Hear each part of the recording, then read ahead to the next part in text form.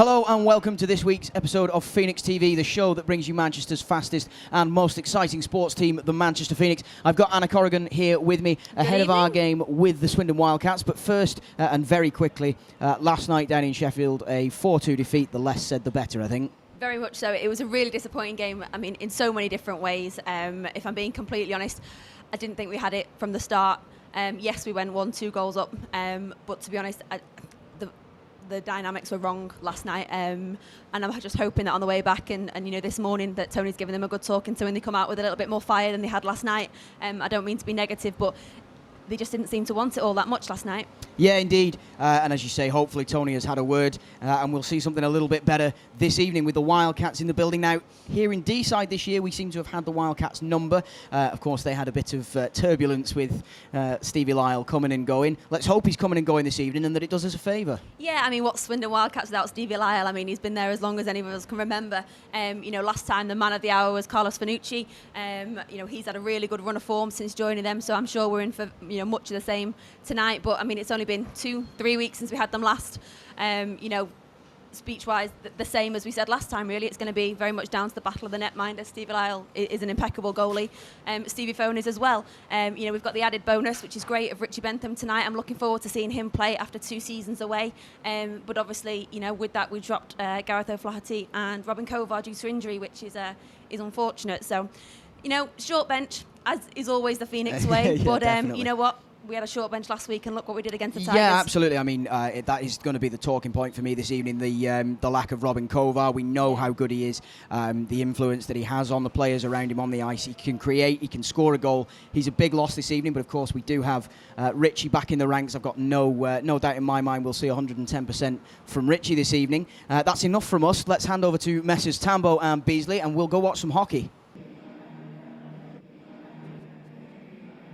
On that note, we're ready for the first period.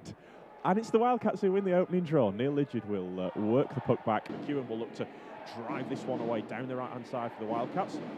Stops up, plays it towards Taylor in front. Good work by Boothroyd. Comes loose at the back door and it's fired in. Sam Bullis it is, who was crashing the net, and Foam just couldn't corral that shot from Floyd Taylor. Bullis taps it in with nobody near him, and the Wildcats take the lead. It's 1-0. It will skip his way past Lee Richardson. He's got Corson Heron going towards the net. Good save by Lyle. It was just too high, and it was off the shaft of the stick of Corson Heron. Phoenix have got a high man if Alton can find him. Yes, he can. It's Satek. He's got the legs on Lidgett. Makes 1-2 moves, roofs it. Brilliant goal from Michael Satek. Stevie Lyle helpless. Tippy top corner, and it's Phoenix 1, Wildcats 1. And he spies a bit of open ice. We know what Michael can do when he's got open ice. He carries it into the zone, snaps a shot that just misses the head of Stevie Lyle. Bounces down behind, then played out front towards Bentham. Boothroyd with a big shot. Lyle didn't see it. Comes back to Boothroyd again. Penalty will be called. Phoenix have got to be careful here as the puck breaks loose, and there'll be a short-handed chance coming in for Jonas Hoog. He's got time. He settles it down. He shoots and scores. Well, that sort of came out of nowhere, really, as Harvey Stead took 2 or 3 goes to eventually clear it, as he flipped it off the boards, and nobody was in any great hurry to get to Jonas Hoog, who breaks in and beats Stevie Foam stick side, and it's 2-1 Swindon. Satek knocks it away from Bullis and will just backhand it in behind the goal as time is winding down on the first period. And that will do it. And now there's a push and a shove between Satek and Bullis, and Satek, I think, has said something not in English, but Sam Bullis got the gist of it. There is going to be a penalty called from Tom Perring. Thomas crossing the red, backhands it down into the Swindon zone, dispossesses Neil Lidgett, reaches in, Selby knocks the puck loose. Wood just overskates the puck. Archer with a nice backhand to find Wood, who tries to work it out near side, and Stevie Lyle stays tight on the post. That was worth a go from Ben Wood. And gets away from Nico Altonen, backhands it towards the slot. It'll pinball around. The Phoenix get onto it though, and Altonen will play it away to Gron on the right-hand side, who's forced wide by Richardson. Stops, plays it in front towards Alton, who goes back, and there will be a penalty coming. Save made by Lyle.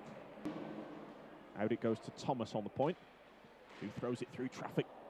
Puck bounces down. It's Bentham behind the net, plays it out. Alton and Satek in front. It just wouldn't go. Lyle sliding post to post, got just enough of a piece of it as Wood and Corson Heron play the 1-2 passes. Now it's Gron Setting up behind the net, played it in front, it comes straight back to him off the leg. Phoenix tap it out front, and again Lyle just gets something behind it. It was Richie Bentham parked on the edge of the crease. Into the corner, backhanded towards the front. Alton was tied up, and now Swindon can bring it away 2-on-2. It's Finucci, he's got Costal with him, driving his way in. Costal towards Finucci, and it just doesn't go. It bobbled off Stephen Fohn, almost rolled in, but now the Phoenix can bring it the other way.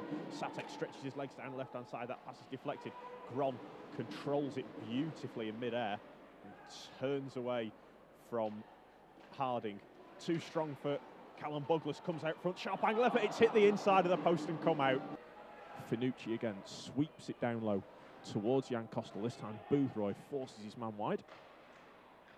Finucci to Costal, good save by Fohn, rebound comes straight out off his pad and the Phoenix will pick it up and Boothroyd lofts it away. Bring this one away as Hoog plays it to Malasinski, left-hand side, who stick handles this way, that way. He's done. Luke Boothroyd plays it across. Good stop by Fohn on Aaron Nell. It comes out towards Whitfield, who hits a bobbler towards the goal. It's still bouncing around. Grom not able to settle it down. Malasinski, Nell in the slot and scores. Phoenix just couldn't recover there as they were pulled this way, that way. The choir boys are saying that the net is not correctly seated, but to be honest, it wouldn't have made any difference. Nice pass by Malasinski. Nell gets the goal, and it's Phoenix 1, Swindon 3. Mark Thomas will carry the puck away for Phoenix. Finds Gron left-hand side, who stick handles his way past his man once, twice, still going. Stan Gron, lovely goal! Magic hands from Stan Gron. He'd beat 2 Wildcats players, undresses Stevie Lyle and backhands it in. That's the response the Manchester Phoenix wanted. It's Phoenix 2, Wildcats 3. Stick handles his way towards the middle. The Phoenix players all converge on him. Pass ahead, finds Ben Wood, and away come the Phoenix. Drop back, James Neal will gain the zone. He cuts inside Whitfield, shoots. That was an awkward one for Lyle, but he stops it with the top of the left pad. Nell and James Archer with 26.7 seconds to go in the third period.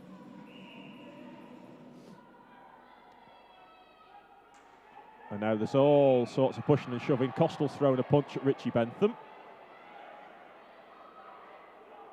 Tom Perrin comes in to have a word and I think tells everybody to calm down. Face off then, to the left of Stevie Lyle. It's Nell and Archer. It's the Phoenix who win the draw. It's worked back. Grom with a shot through traffic. It pinballs around. Satek settling it down. Tip, they score! It's Richard Bentham! Of all people, he was the extra man. He tips it in. Pandemonium at D-side with 20 seconds to go. It's Phoenix 3, Swindon 3.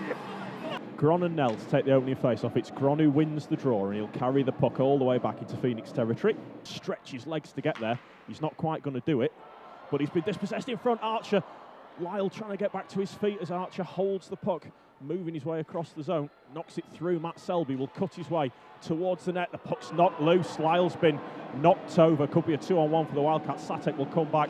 Harding shot well blocked by Thomas. Bounces up into the netting and out of play. It's worked down low towards Michael Satek, who nicely shields himself away from the hit. Comes out front, swept across. Oh, good save by Lyle on Mark Thomas. It may have even hit the post, but it does stay out. James Archer down the left-hand side he comes. Cutting in, tried to sweep it back towards Gron. Diving play by the Wildcats, and they can bring this one away. Nell down the ice. He's lined up by James Archer, dancing through and scores. Nell just managed to avoid the dive of James Archer and got enough on it to scoop it over the shoulder of Stephen Fohn. And with 2.5 seconds to go in the overtime, the Swindon Wildcats have snatched the extra point. The Phoenix were that close to a penalty shootout, but they will not get it. They are absolutely shattered. It's an overtime goal from Aaron Nell, and the final score is Manchester Phoenix 3, Swindon Wildcats 4. Good evening, welcome back to Phoenix TV. Unfortunately, a disappointing result, an overtime loss to the Swindon Wildcats with the game finishing 4-3. Richie Bentham with the game tying goal that took us forward to get a point. He had a cracking game, didn't he? Yeah, great game. Great to see him back in Phoenix colours. Last gasp equaliser at the end. Fantastic for him. A heartbreaking defeat from the boys. 2 goals down, 3-1. Stan Gron put us back within a goal almost straight away, and then, as we say, Richie knocked one at the end. That was great for him. Really good for the faithful to see it. The noise in the building was insane for him. Was. Really unfortunate to lose out in overtime, especially in overtime period that we dominated. Yeah, and overtime's tricky. Obviously, this season we drop a player, so it's 3-on-3. Particularly here in D-side, that's big ice for three three guys to cover, and especially to lose that goal with 2.5 seconds left on the clock. I mean, I think everybody was counting down, ready for that to go to penalties. It's just heartbreaking is the exact word. It really is, and especially, as you say, you know, we make the point that we're short-benched. You've got to work hard for 60 minutes, then you've got to work even harder, as you say, 3-on-3 on huge ice for that extra 5 minutes, and we managed to do 4 minutes and 58 seconds. And then Aaron Nell, full credit to him, really well taken goal, but heartbreaking for the boys.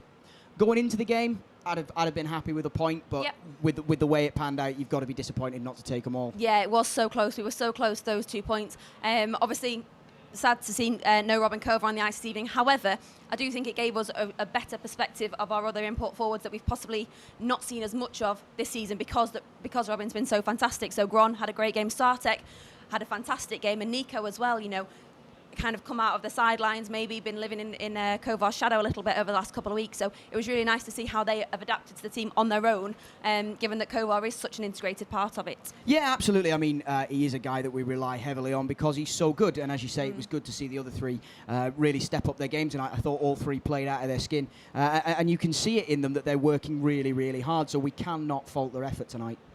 So not the result we wanted, but we'll pass you over to Tambo for our Man of the Match interviews. Here we are, Phoenix TV, an absolutely heartbreaking overtime loss, 4-3 to the Swindon Wildcats. I'm here with their Man of the Match, Adam Harden. Adam, what a fantastic effort for EPL hockey that game was. Yeah, both games were great. It was a tough battle all night.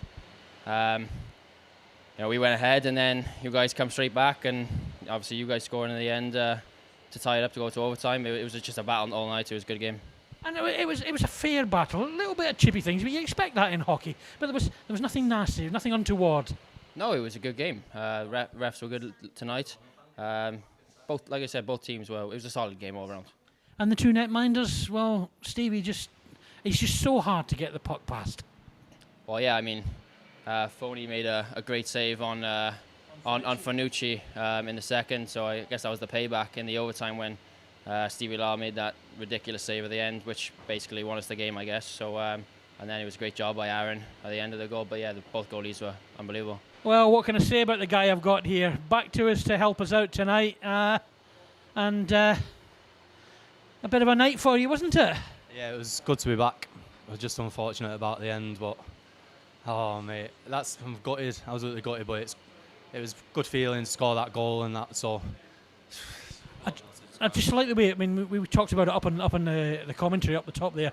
When you're playing 6-on-4, if that spare man can hang about at the edge of the crease, we stick on the ice, that's where it's going to go. Yeah, literally, to be honest with you, I was shocked that I got put out there, and Tony put me out and just said go and stand in front of the net. So I did it, and I don't know the name, but the import gave me a good pass, and it was easy for me to tap in. So yeah. But you rattled them a little bit. I mean, and little Michael, for a little guy, he was putting himself about a bit tonight. Yeah, he was. We were taking a lot. The battles were hard tonight. Like everyone was battling. I think, in that overtime, I think we had two great chances to score, and unfortunately, sometimes you just don't get that balance. But we were unlucky tonight. 2.5 seconds is heartbreaking, but it is what it is. Okay, that's all for Phoenix TV this week. A disappointing result, gaining just 1 point out of a possible 4. I'm here with our under-13s player, Harry, who's going to tell us all about next week's action. Well, it's next week. We're here, we're playing Peterborough. It's 6:30. Be there. We'll see you then.